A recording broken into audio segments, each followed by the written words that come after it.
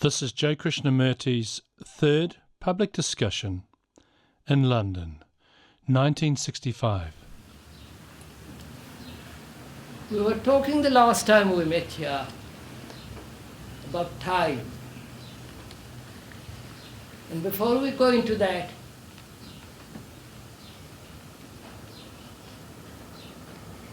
I think I would like to talk about freedom and order first.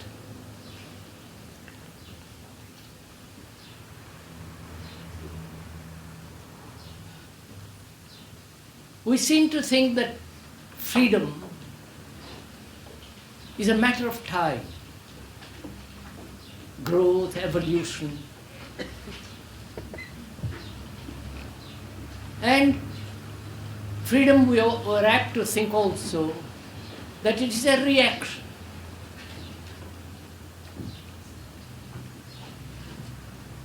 And as we have to live in a society, the problem then is, can there be freedom and yet order?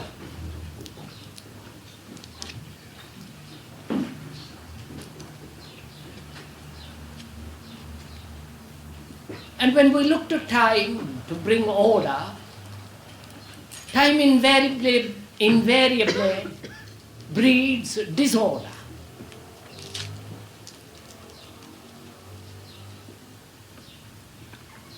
Because our society is not orderly.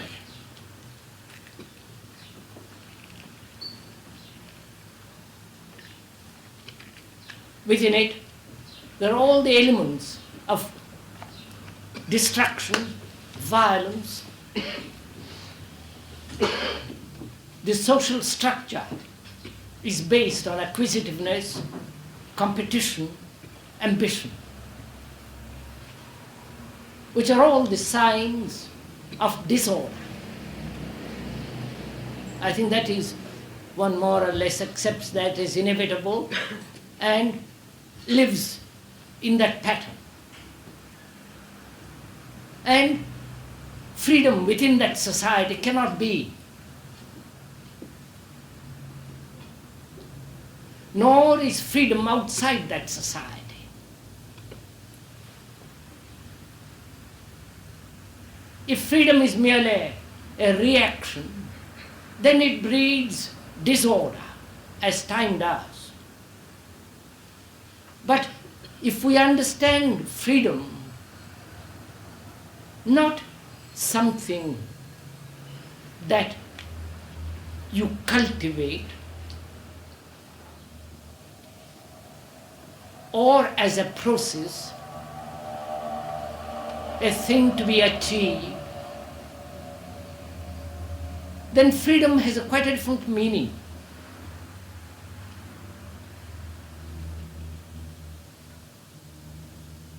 And to understand this thing of freedom, one must also, it seems to me, understand the nature of time.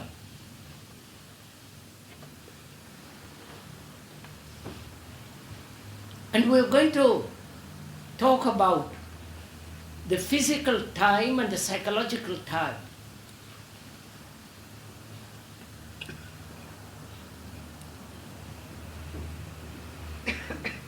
I think one has to accept the physical time.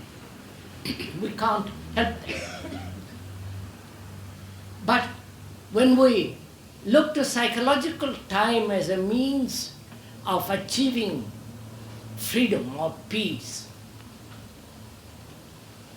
then such time breeds disorder because it is not based on a structure of reality.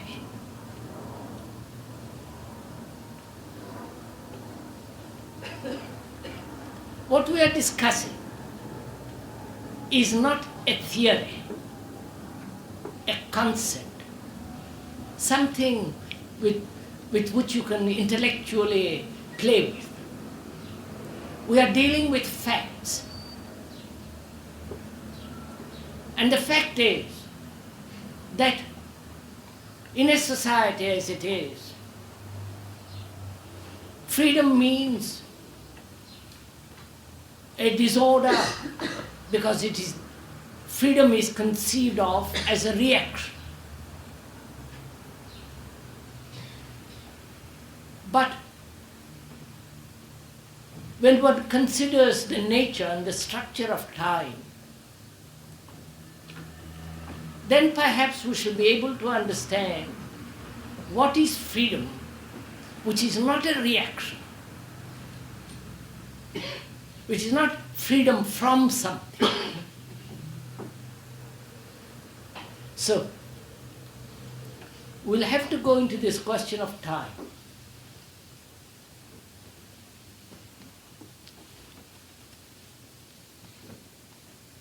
There are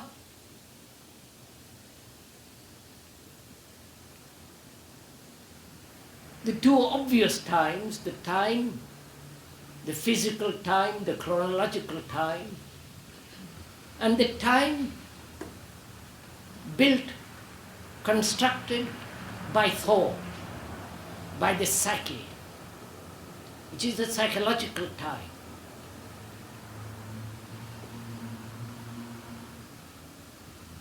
And we are dealing not with the physical time, but the psychological time. Whether through psychological time one can have freedom and therefore order.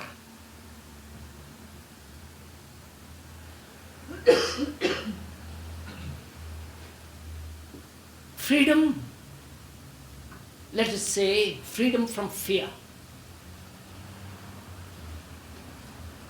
It seems to me that it's very important to understand fear and to be totally be free of it.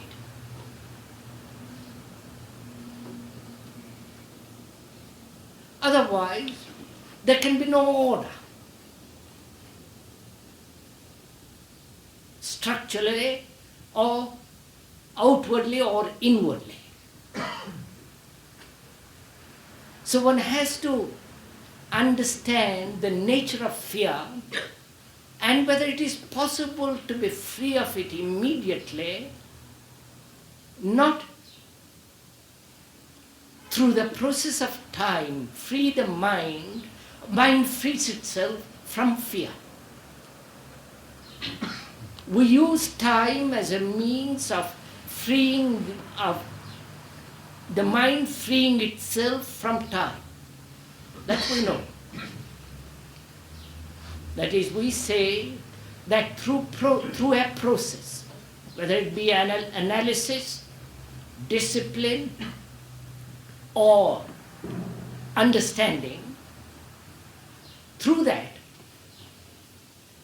we hope to be free from fear. We use time as a means of ridding ourselves of fear. That's what we are used to. Whether it be a habit, a fear, or the poison of nationalism.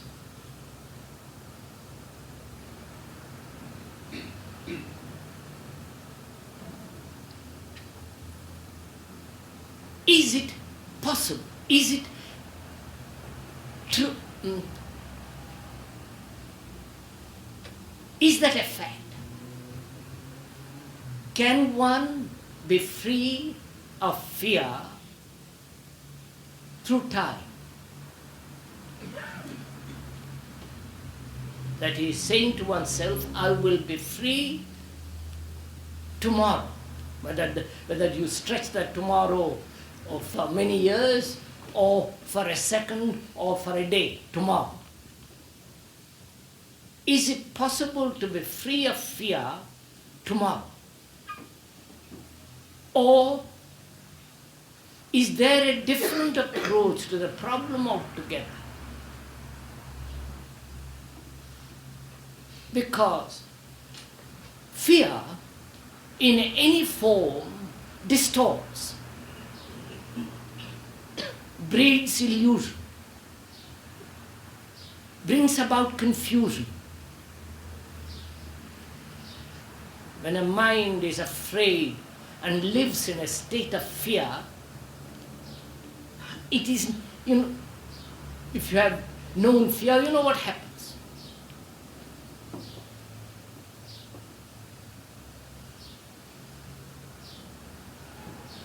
It's a very destructive,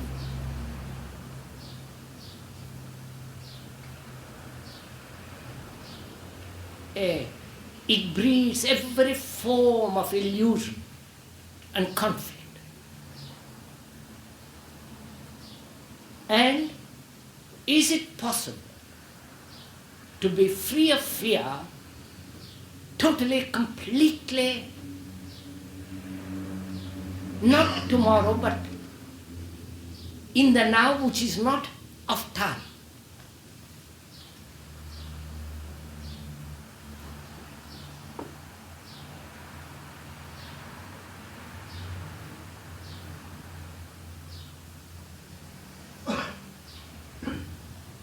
Can I understand the whole structure and the nature and the significance of fear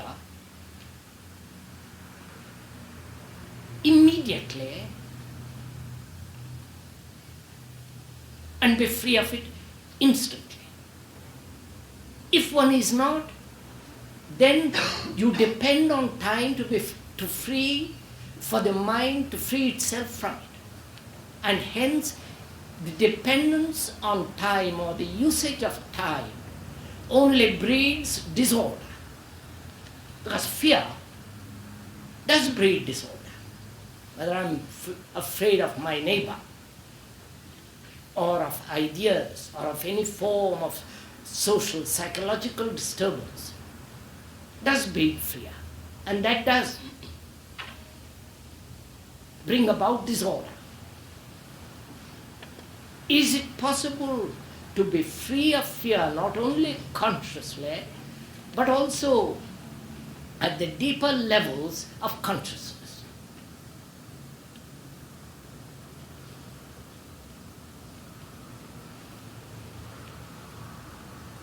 Because without freedom from fear, there is no peace.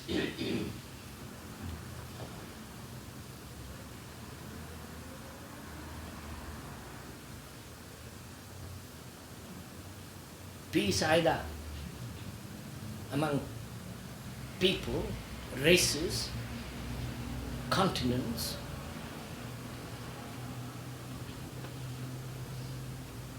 and peace is not possible when the world is divided, not only politically, economically, but also religiously.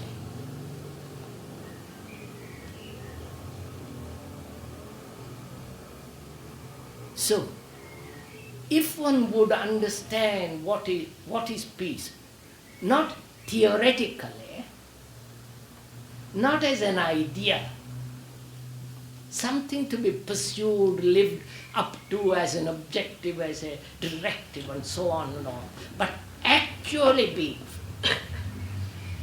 within oneself, psychologically, totally be at peace with oneself.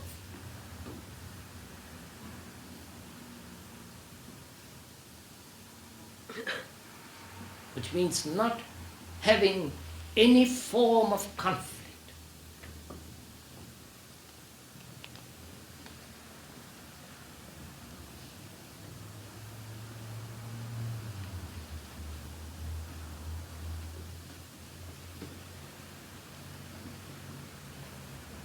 All religions have stated in various ways that through time, through the gradual process of evolution, of suppression, control, identification with a something superior, and so on, so on, so on, have always maintained that time is necessary.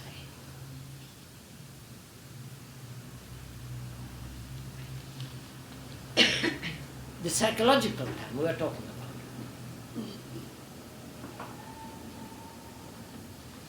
Therefore, heaven is very far away.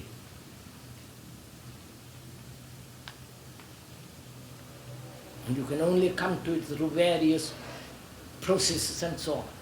So, our question is whether it is possible to be free of fear immediately. Otherwise, fear breeds disorder.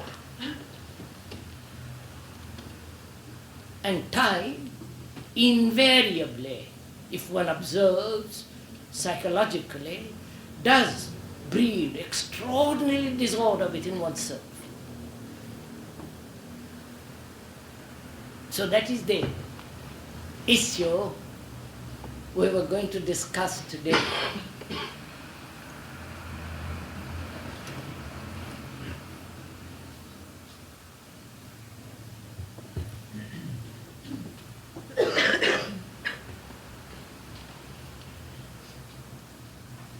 I am questioning the whole idea of evolution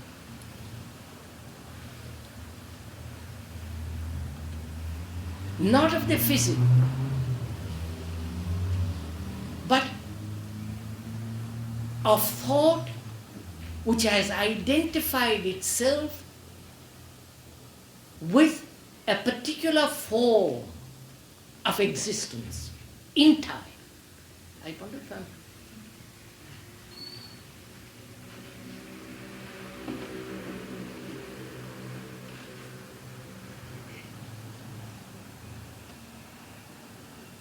The brain obviously has evolved to come to this present state.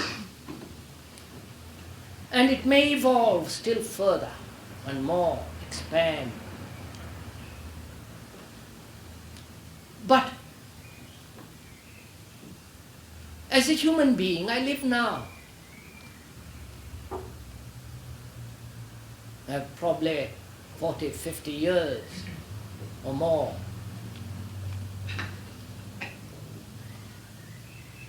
And I have to live in a world made up of all kinds of theories, conflict, concepts. In a society which greed, envy, competition has built, wars, and I'm part of all that.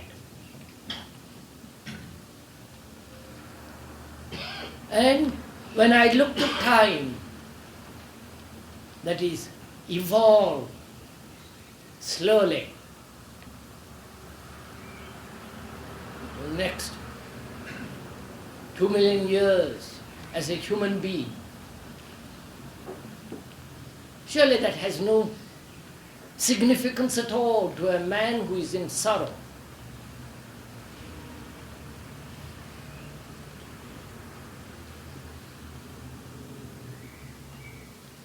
So is it possible, as we are now, constituted as we are, possible to be free from fear?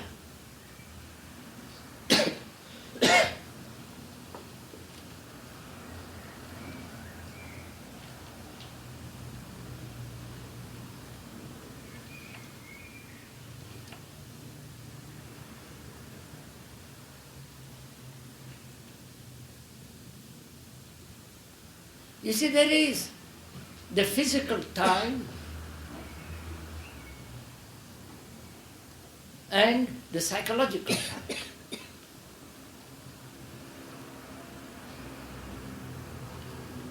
That's how we live.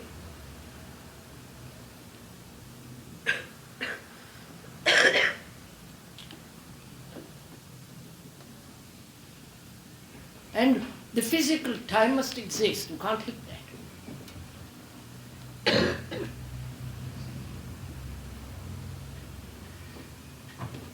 And will the psychological time bring not only social order,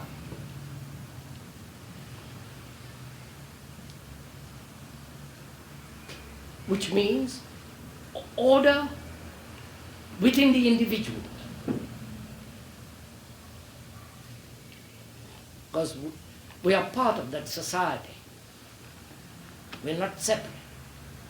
So where there is order within a human being, there will inevitably be social order outwardly.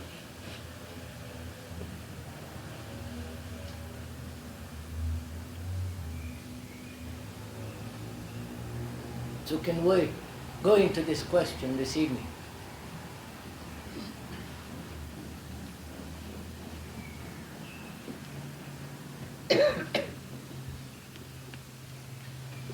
Isn't the basis of fear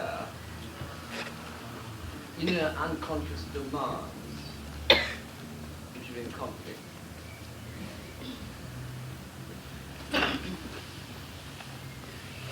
Sir,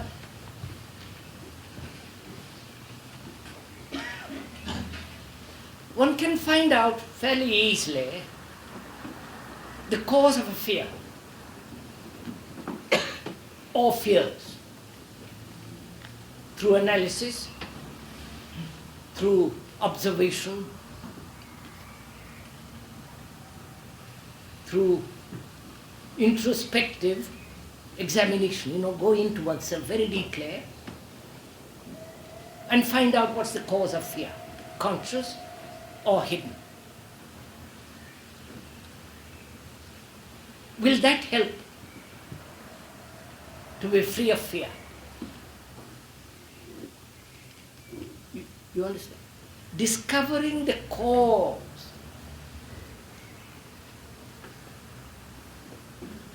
Either you are told or you discover it yourself. If you discover it yourself, it's much better than being told. Then your discovery of the cause, will that free the mind from fear? Do look at it carefully. To find out through analysis the cause implies time, doesn't it?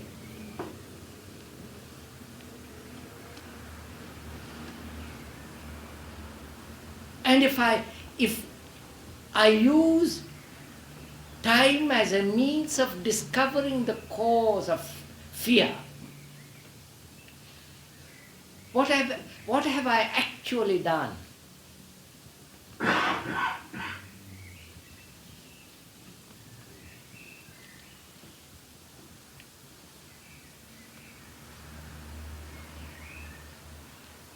Have you ever experimented with yourself when you find out the cause?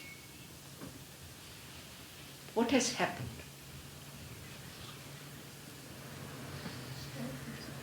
Nothing.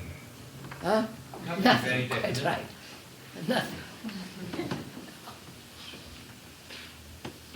Certain kind of discovery about oneself, though, can come as a kind of revelation. It can be very dramatic, not just something one learns. Yes, it can be very dramatic and all the rest of it, but the fear still remains.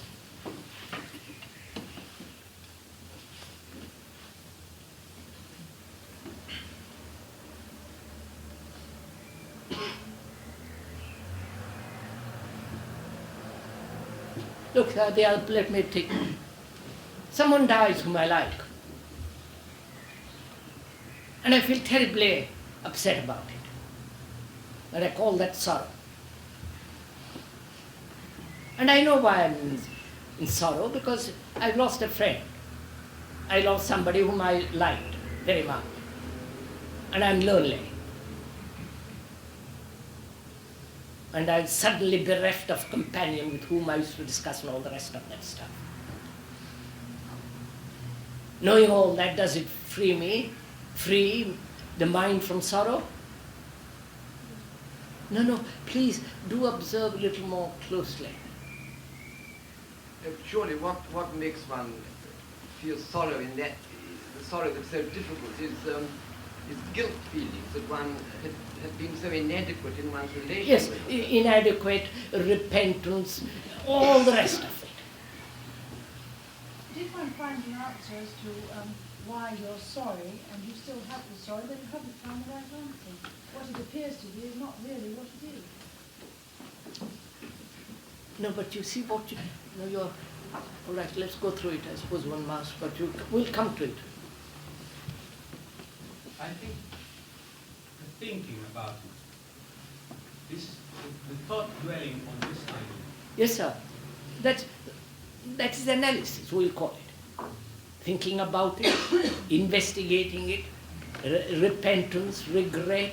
I wish it hadn't been that way, you know. But at the end of all this long rigmarole and journey and discovery, is one free of fear or sorrow? You have explanations, religious, psychological, or factual. Knowing all that, will that bring about freedom from fear? But isn't one free in the moment? And in the moment one is free, when you can look at the fact. No, not even look at it, because then it's already... Be aware of it. But that's we have to use words. Be aware of it. You see, I want to get at something, which is... May I go ahead? That's it. I go ahead and... That's it. You see, I feel there is a different way of tackling this problem altogether.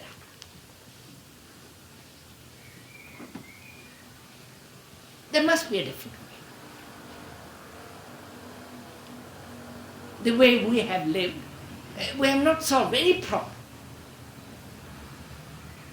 I mean, the problem of fear, problem of sorrow, problem of anxiety, we still go on living in that mess. And I feel if we could approach this whole problem, this whole issue differently, we'll find a real way out of it.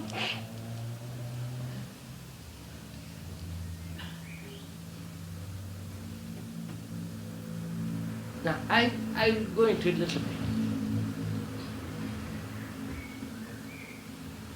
I see for myself that mere discovery of the cause of sorrow doesn't end sorrow. The explanations, the regrets, I wish I had treated that friend better, the whole of it doesn't resolve finish my sorrow. Now what have I done? In examining, in searching for the cause, I wasted time. Right? I wasted not only time, but energy.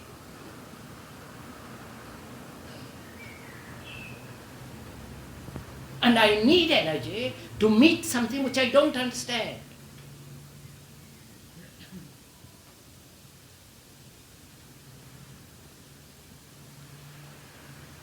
So, I see that time as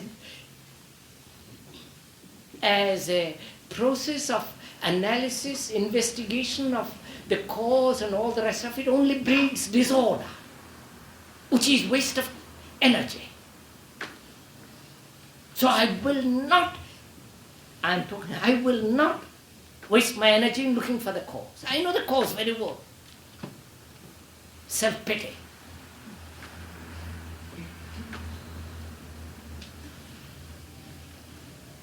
So if I push that aside completely, deny it, reject it totally, the explanation, the cause, the regret, the self-pity, wallowing self-pity and all the rest of it, I push it aside completely because I see the futility of it. It's no meaning.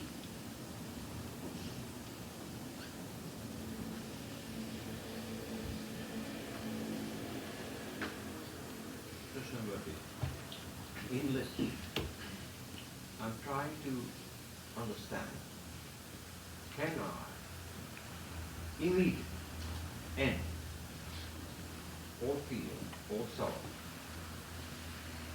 And I see that with the mind and the feeling that I possess, which is active and positive, I cannot. I need a different form of mind and feeling.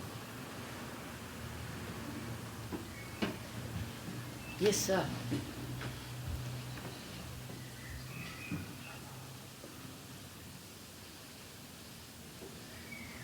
Look, sirs, I'd like to convey something. I'd like to tell you something.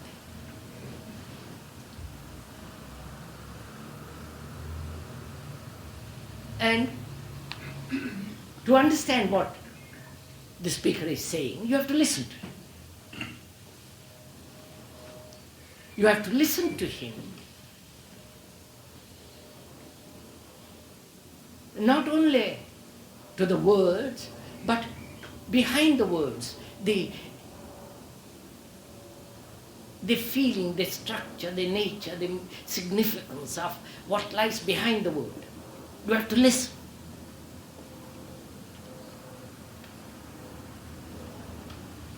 And to listen, you have to be tremendously attentive.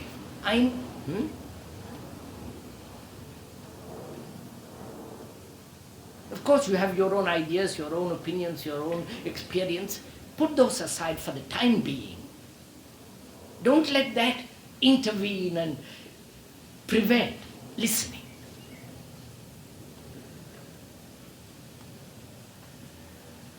Which doesn't mean you accept what is being said. On the contrary, you're not being mesmerized or made to accept something which is totally alien. But you are just listening to find out.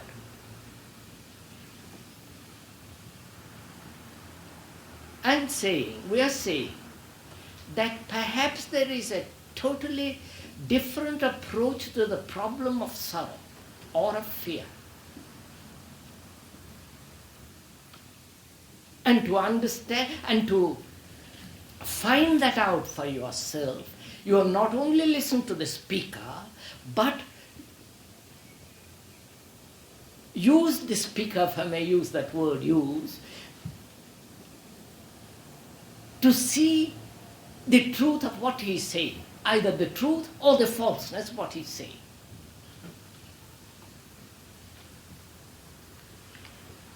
He is saying something very simple, which is, one has used time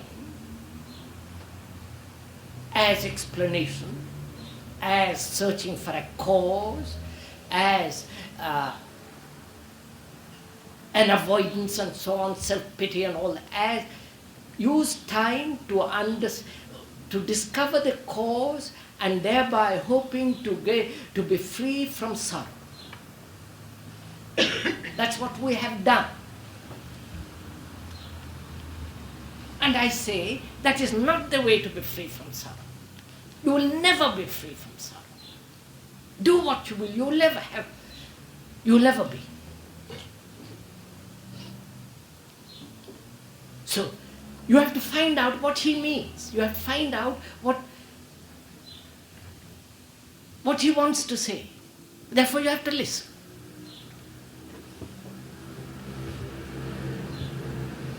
He says, when you are analyzing, being introspective, examining cause, this, that is a waste of time.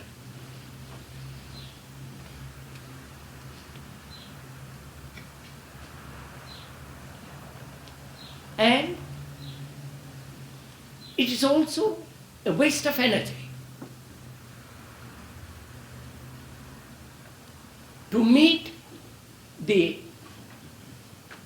challenge of fear or of sorrow, you have to have all your energy.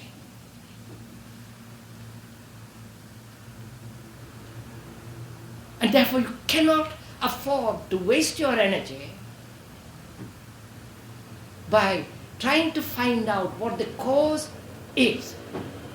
Is that clear?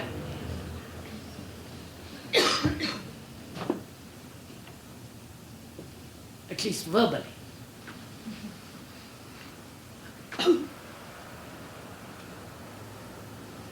So, if it's clear, I will not waste 1 second, 1 iota of energy on analysis, on self-pity, on any of that.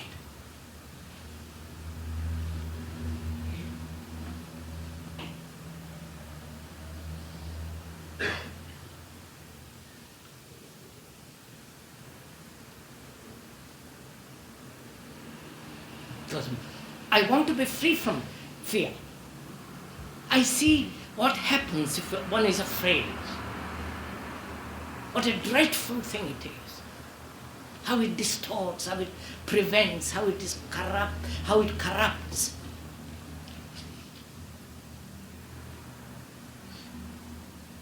How it creates delusion.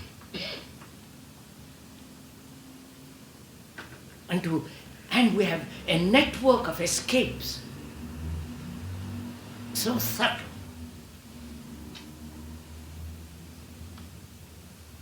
So, and all that is a waste of energy. Because all that involves time, and time is disorder.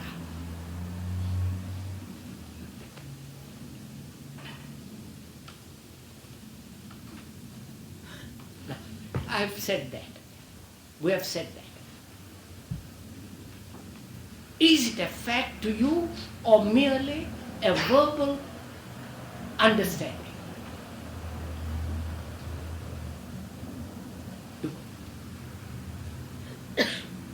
A fact in the sense, this is a fact. The microphone in front of me is a fact.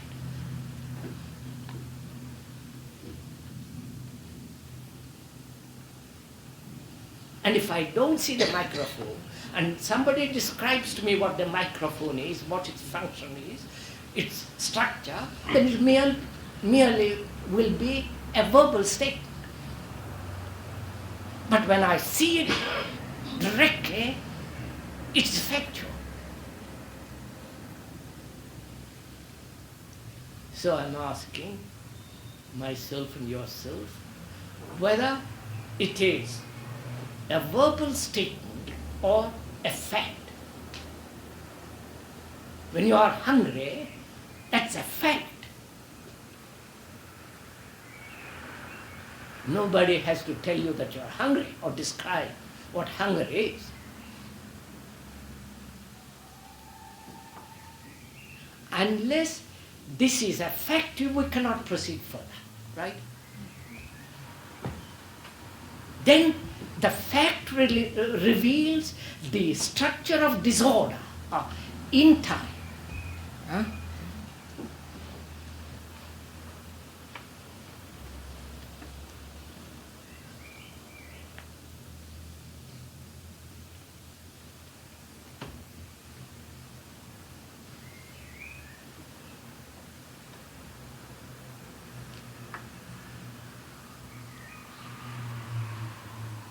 See, because unless one comes to this point, it becomes a fact to oneself, one can't proceed further. It's fairly obvious, isn't it? Which means the mind is already in a state of revolution. Huh? I don't know if you... When the mind realizes time breeds disorder and it is a fact, not a theory, a verbal statement or intellectual concept, then that very realization of that fact is a tremendous revolution. Because you have denied psychological time. I don't know if you're following this.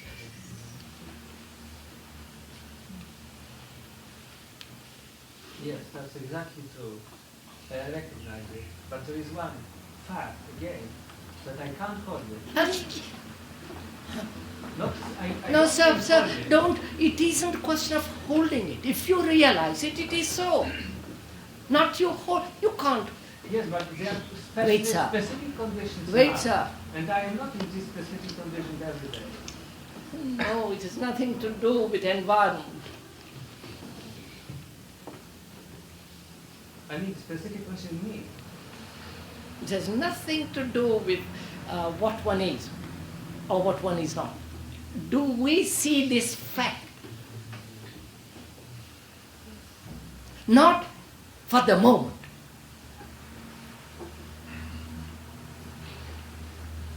So in your bathroom, your bottle marked poison. And you know it's poison. And you're very careful which bottle you pick up in the dark. You're always watchful. You don't say, how am I to keep awake? How am I to be watchful of that bottle? You know it's poison. So you are tremendously attentive, right? So, time is a poison which creates disorder.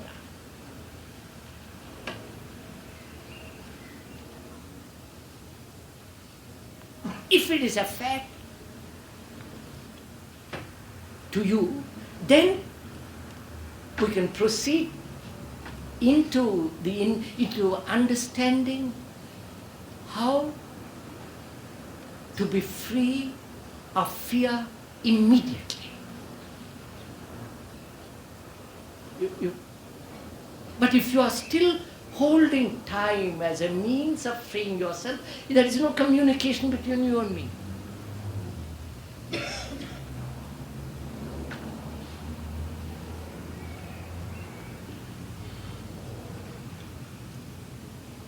See, there is something much more.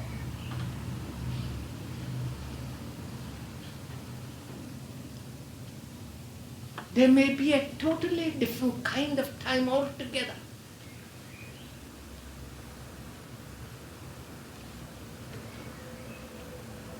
We only know two times, the two, physical and psychological. And we are caught in this. The physical time plays an important part in the psyche, and the psyche plays an important part on the physical. And so we are caught in this battle, in these influences. And if we accept time as only physical,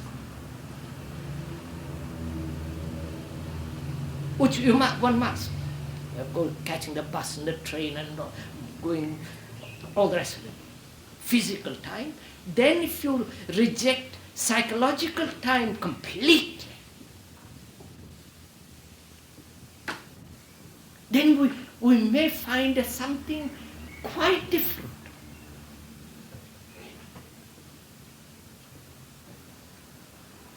A time which is not related to either of these two. I wonder if I wish you could come on with me.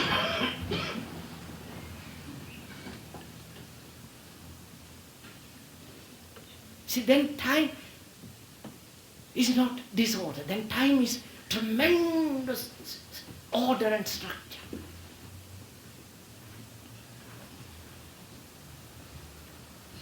That's the theory, unfortunately for you, so let's proceed.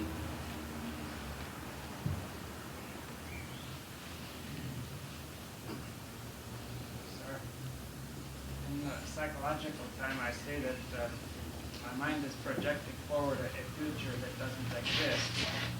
This creates disorder because I respond to what does not exist. Good.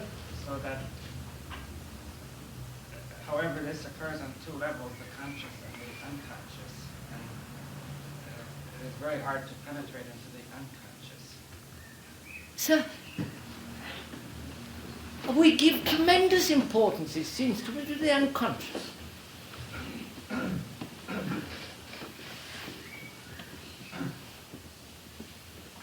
Freud and company have given us an extraordinary thing. and weighed us down with this terrible thing. But I don't think it's important at all.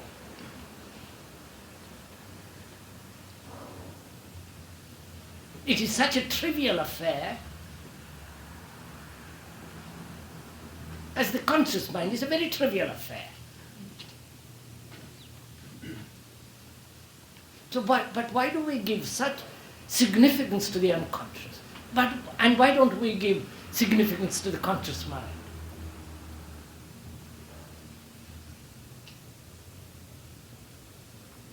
Because we don't see that thought itself is insignificant. No, come on, seriously.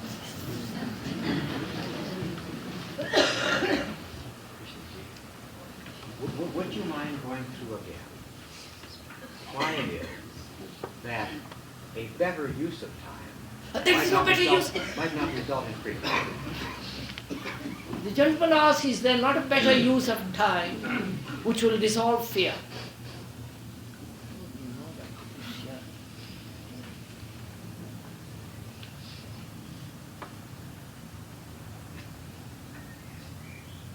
Look, sir, you're in sorrow. I'm not wishing you to be in sorrow.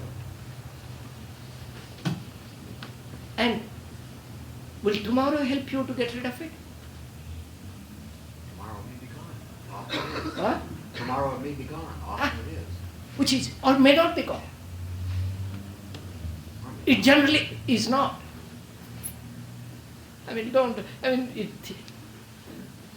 The idea that it may be gone is just an idea.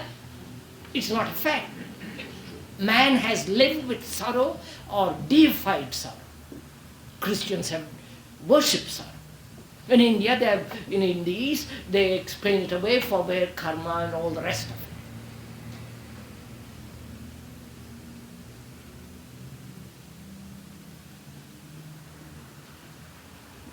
it. Of course, there are,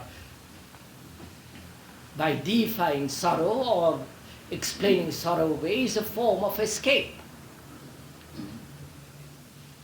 One can take a drug and escape, drink or whatever you like.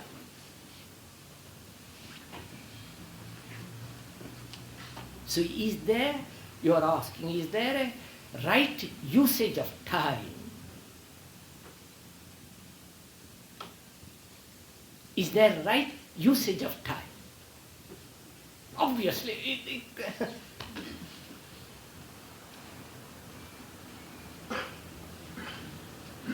What I mean is that certainly I see that my use of time in the past has been faulty.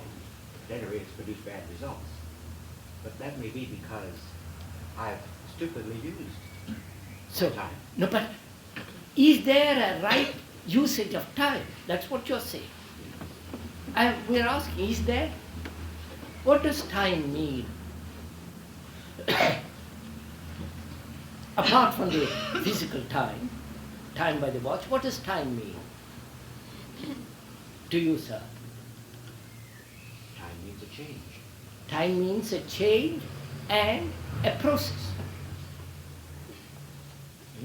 I am in sorrow. I need time to change that thing which I call sorrow through a process, either tomorrow or next moment. Does that take place? When you are hungry, real demand, do you say, well, I'll wait till tomorrow?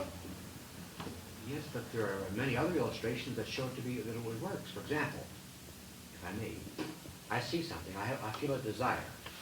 Now, if I don't do anything about that desire, it passes away. Quite. I'm not bothered with having to buy the thing. Right.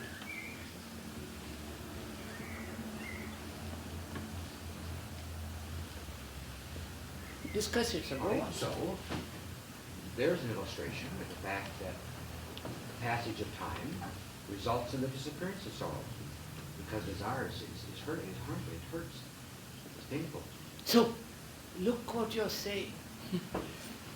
So you are saying that time, which is part of pleasure,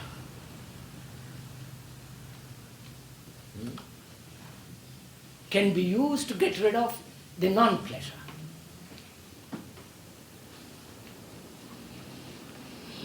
Huh?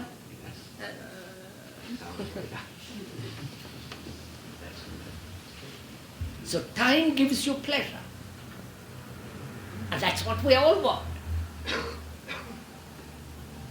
Is not the dream state a state of the mind in which there is no psychological or physical time?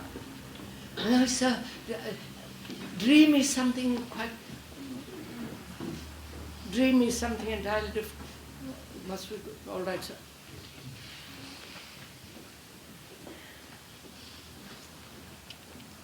Why do I dream at all? I think dreams are a waste of time, waste of energy. Not that I want to tie up everything to time. Why do we dream? It's fairly obvious, isn't it? We are so terribly occupied all day long, conscious mind, office, quarrels, you know what we are during the conscious of waking hours. And when you go to sleep, the conscious mind is somewhat less active, and the so-called unconscious projects all its intimations there through dreams. And that's very simple. We don't have to glorify dreams. And we then get the interpreters of dreams, you know, all the rest of it. Was it Joshua? Was it? So, and if I'm awake all day, watching everything, watching the way I walk, talk, dress, think, my relationships to people, to nature, to watch everything all day, to inattention, attention, all that thing hidden below so-called unconscious comes out. And no, you don't have to dream at all. You can experiment with this. This is so clear and simple. So let's come back. Can you point out to me why, per se, time can never solve sorrow? I see. Oh my God. But say I've been showing this. That's why I said, please go through it again. Hold on.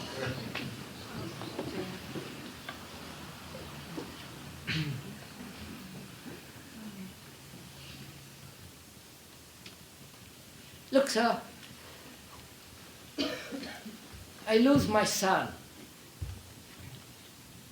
I'm afraid of what people will say about me. Those are the two things.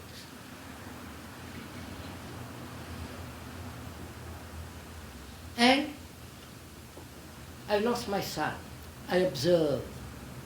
I see I'm bereft of something which I have relied upon. Look what is happening to my mind. I'm investigating. And I say I've lost a companion. I've lost a son in whom I have invested so much. Sorry. Invested money. And also my hopes, fears, longings, immortalize myself in him. And so on, so on. I wallow in self-pity and regrets and all that. Now, that has taken time. It has taken a day, year, whatever it is, taken time. When you have taken time, other influences, other strains have come into being. It's not just one continuous explanation, a discovery. There are other things interfering. Surely this is simple. Because the cause never brings about the right effect. When there is a cause and effect, there's a time interval. In that time interval, there are all kinds of stresses and strains. Therefore, the effect is changed. And what was effect becomes the cause. So you know that series of chain. So there is never a precise cause and a precise effect. Yeah. So, mere investigation of cause which has produced my sorrow is a waste of time. Right. Now, and the next question is, if it is clear, is it a verbal clarity or a factual clarity?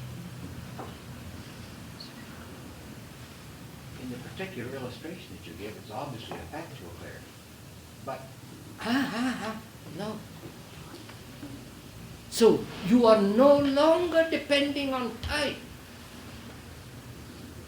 yes, but I say to myself, if I were aware in a more efficient fashion over a period of time, And then you cannot be aware through a period of time. Then it becomes mechanical. So look, I come into the room and I see the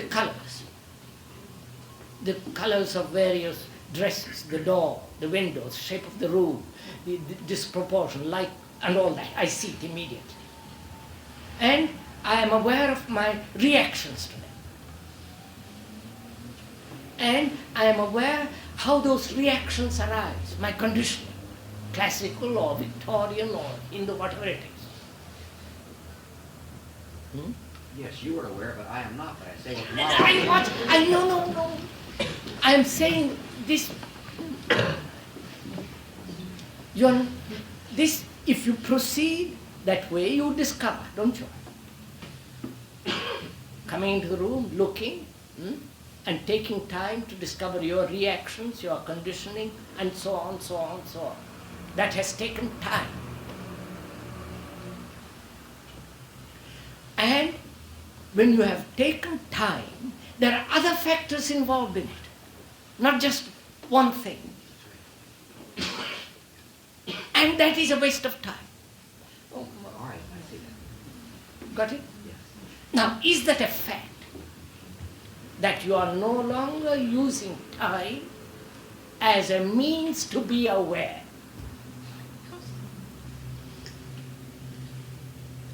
As a means to be rid of fear or sorrow.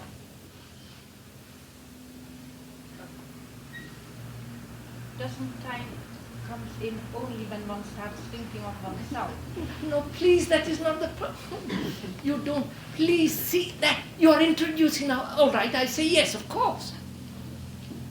Then what are you going to do about it? Again investigate how to get rid of that thought which thinks about itself? No, don't you see?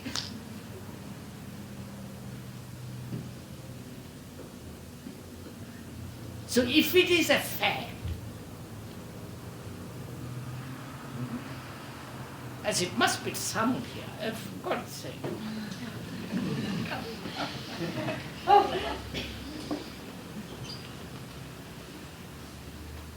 Then we can proceed. Fact, not an idea, not words, not an intellectual concept, a theory. Something that is real like that.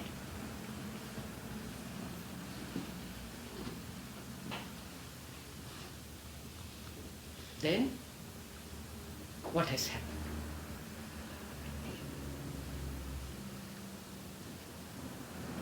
Then there is no time at all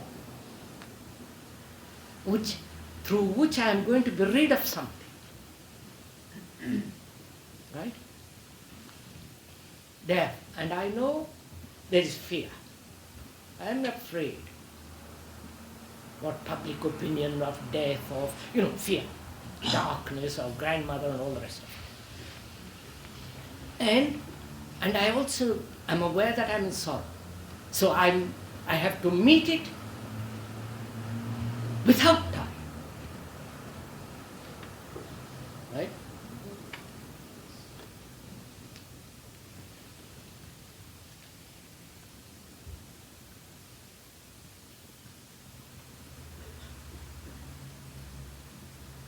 That means I have to meet it with all the energy I have. I have the energy now. You understand? Not before I had it. Because time I used as a means of escape, as a means of disorder. It brought disorder. Because the fact is sorrow, and I'm introducing other factors which have no value at all. The other factors are mere escape from this one fact. Coming.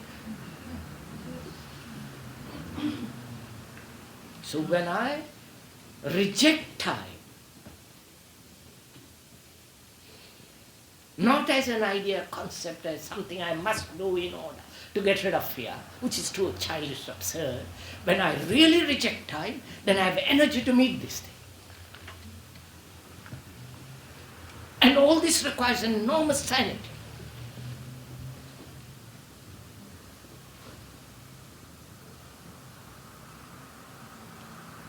So I'm afraid. And I'm not looking anymore to time as a means of dissolving that fear. Right? I have to meet it. Now, how do I meet it?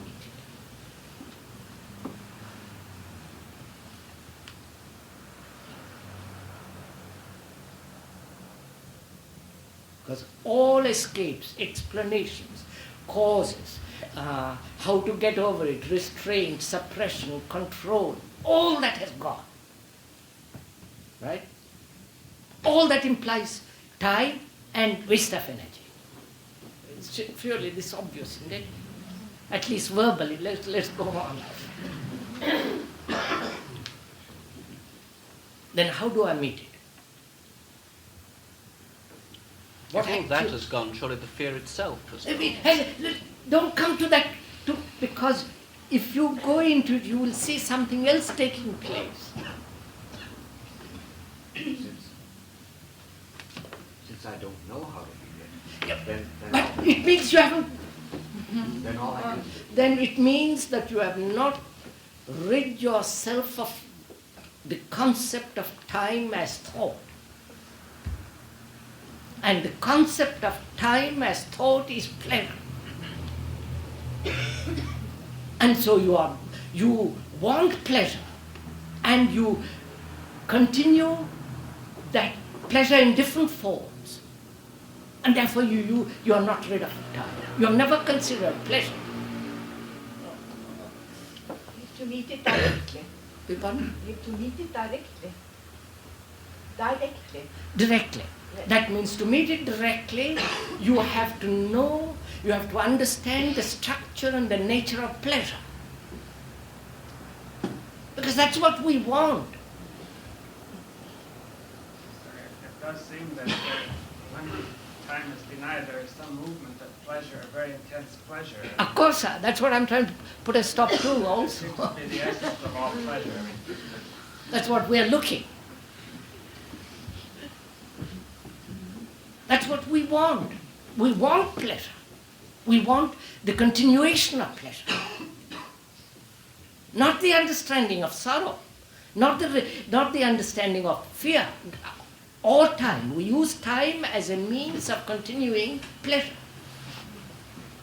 and avoiding sorrow. That's all we are concerned with.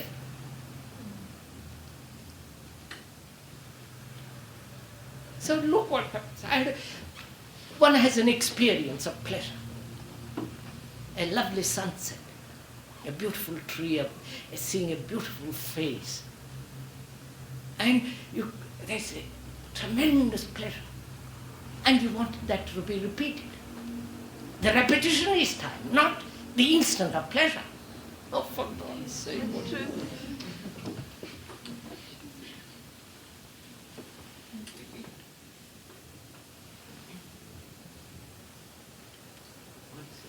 It's a very difficult point, because if one feels fear or pain or sorrow, then the mind is pulled away from it by all these influences. And if you reject time, then you think you pull the mind.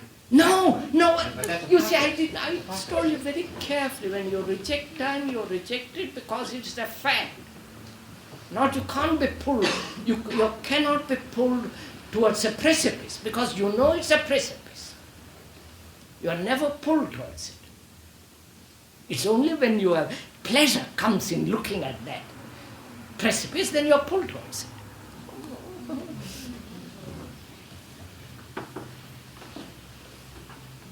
Are you then saying that rejecting time is rejecting pleasure? Is return to What's that? Return to pleasure. Rejecting this concept. Is return to pleasure. No, on the contrary. The questioner says, rejecting this concept of time, does it mean return to pleasure? On the contrary, time is the invention of thought as pleasure. No, I don't mean thought, I mean as an experience. So, you have to understand pleasure. All right, let's go into it.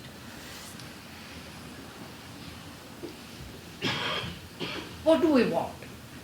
Really, what all of us want? We want to be If happy. We want to be happy. Which is we want to be happy. Happiness is pleasure. A continuation of pleasure. A repetition of something which is pleasurable. Sexual, an image, an experience, an idea, pleasure. Don't we all want? Huh? We want freedom. No, sir. I mean, freedom from... if one thinks of happiness, one automatically thinks of unhappiness. Freedom means freedom not from something, just freedom. Just freedom. If you are free from something, are you free? No, please. Let's come to the... because we have so little time, that's what I want. I'm not pleased, impatient or anything of that kind, but you're missing so much by just going back and back. Carry on without the interruption. Yes. So it's no good my carrying on because after all we want to communicate with each other. Verbal communication is no communication at all. There is communication when we are dealing with fact, which is real communication. When you hate me, you are in communion with me. Or when I love you, we are in communion. But if you are indifferent and I am something else, we are no communion. So, look at it, sirs. As we said at the beginning, time breeds disorder. You can see what is happening in the world. There is starvation going on in India and Asia. Unemployment, terrible things are going on in the East. Not mere wars. And science can feed man, clothe man, shelter man. But it cannot do it because of this poison of nationalism. Politicians and their ideas, that concept, belonging to this party, that party. And so the whole of East starves. So they say, well, we must go through nationalism, through our particular party and all the rest of it. In the meantime, people suffer. So we can see time does breed disorder. Not only politically, but inwardly. So I see that. I see for myself as a fact that time has, as it breeds disorder, and man must live in order. Otherwise we create illusion. We live in despair.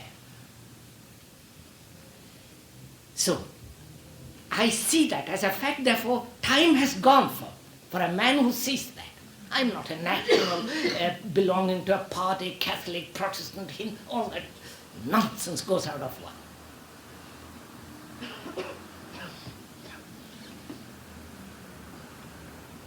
So now I have the energy to meet the fact which is fear, right?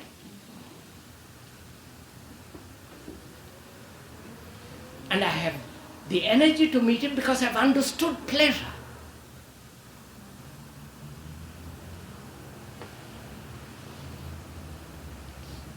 Because most of us want pleasure, the continuation of pleasure. And the continuation of pleasure is time, isn't it, obviously? And when man seeks pleasure, nothing else, it does breed disorder. So, he doesn't want truth, God, all that sheer nonsense. He just wants one thing. If it is not sexual pleasure, it is some other form of pleasure. If one gets fed up with different kinds of pleasures as one grows older, and then eventually God, or something else. It becomes too infantile, the whole thing. So, one has to understand this extraordinary drive of pleasure. And when you understand that, you also understand the nature of time, which gives it duration as thought. Like this is all simple, sir. Simple when you have really seen the truth of the nature of time.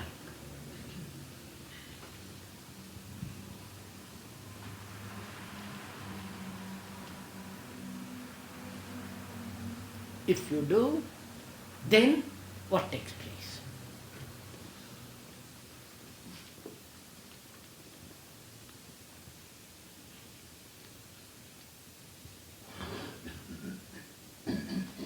You understand? You are no longer shaped by time or pleasure as a principle. You know? Out.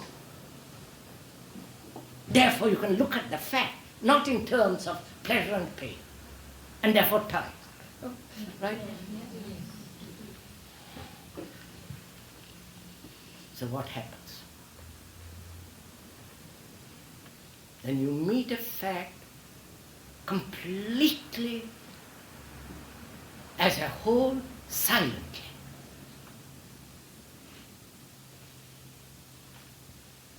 You meet the fact with peace, which is not pleasure. Huh?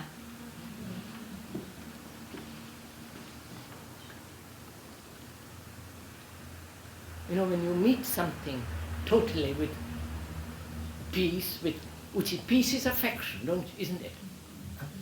And don't agree, please do it.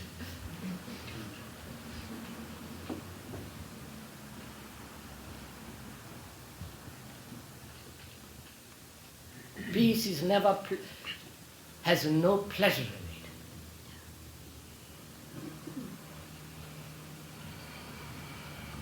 That's the most beautiful thing about peace.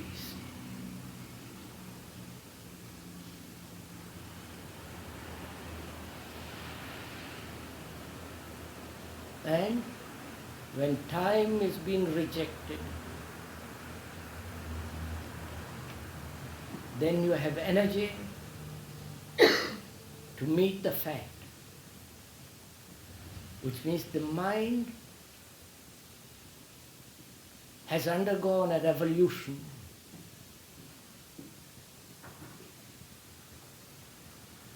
and therefore is meeting something at a totally different dimension. I don't feel.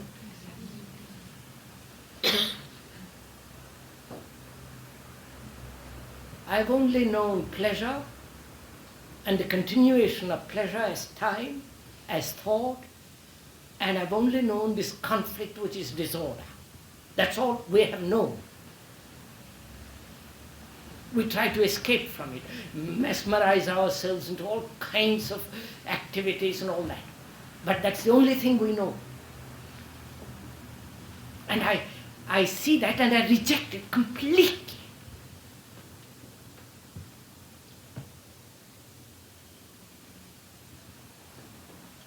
Then my mind is not swayed by pleasure.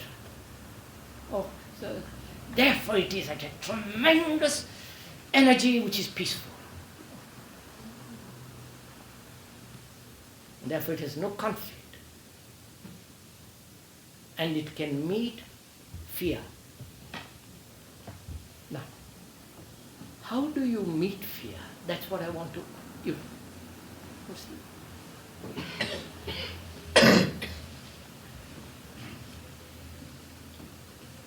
You understand?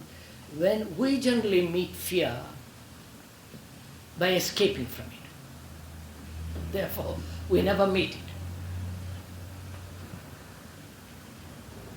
We escape it through verbalization,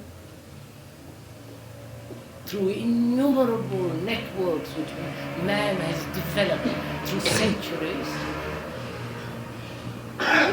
We know all this. Gods, drinks, sex, amusement, literature, painting, art, anything but the fact.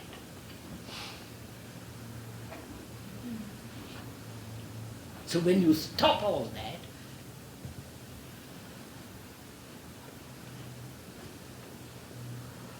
mind becomes extraordinarily alert and very quiet.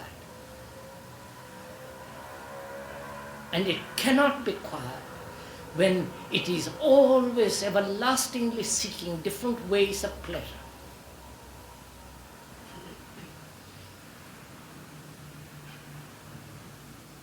I'm not, please don't misunderstand. Pleasure is a lovely thing. You understand? It's to laugh, to look at something beautiful is a lovely thing, but to get derived pleasure from it and the insistence that must continue, that is where the disorder comes in.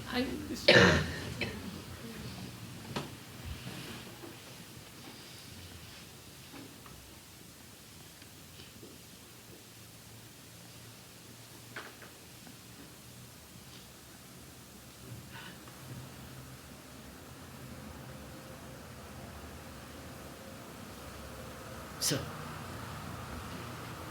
when you have rejected time, not out of reaction, but because you realize that it creates disorder based on the principle of pleasure,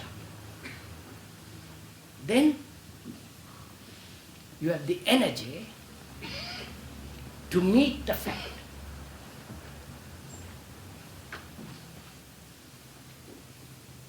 Then there is no distortion. You follow? There is no, the pleasure which creates illusion, distortion has come to an end. Therefore it can meet.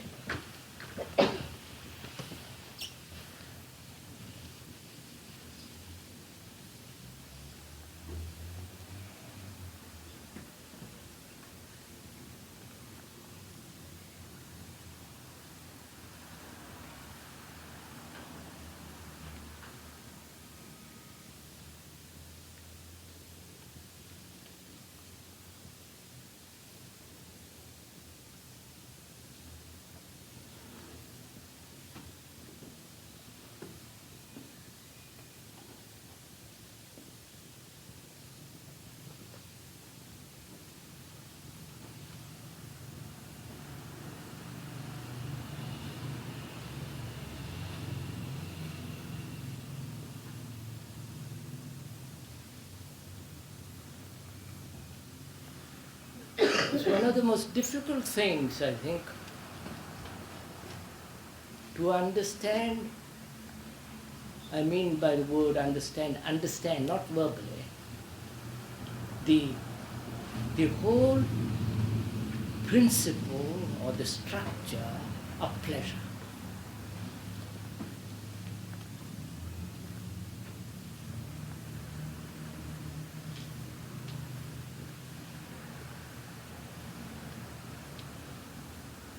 not the second when you see something beautiful. You know, when you are highly sensitive, your body, your whole being is sensitive. Your nerves, your eyes, your ears, everything is sensitive, which is really a form of intelligence. When you are so sensitive, the mere seeing of something very beautiful or very ugly is a moment of pleasure, but it's finished. I don't know if you're it has no continuity.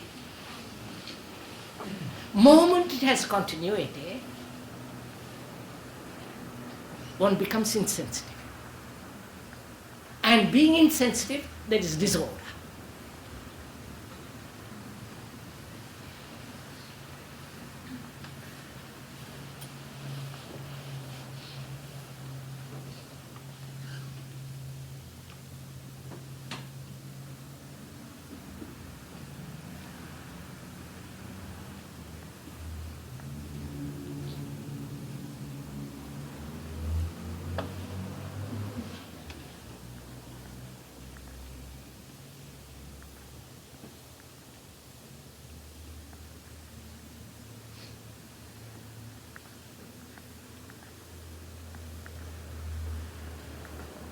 Instead, what takes place, and I better stop because I just finished this.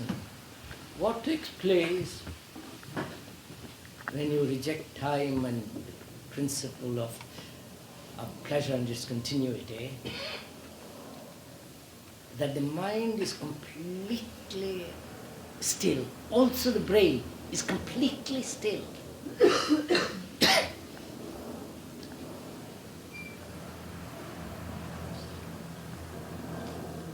And this stillness, this quietness, this intensity is the outcome of the fact which one has seen. And therefore there is no effort involved in it at all.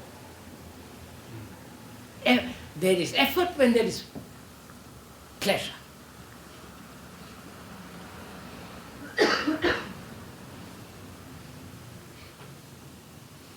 So if one has really grasped this, you have stepped out, the mind has stepped out of this rut of time, pleasure principle.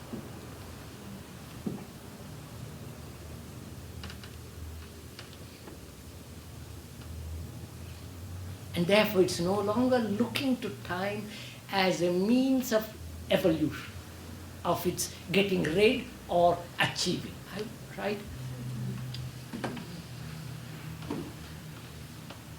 And so, when there is the death of someone,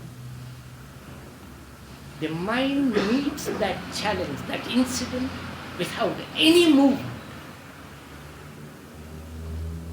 Which doesn't mean lack of sympathy and cruel, you follow? It has without any movement. Because the thing, death, is too vast, an immense thing to understand by a puny little mind.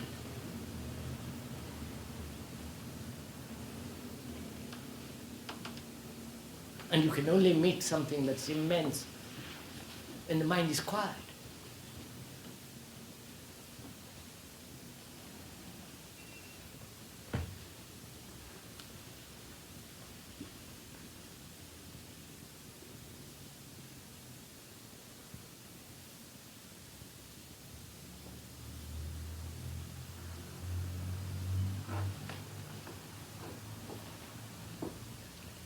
Stop, Richard.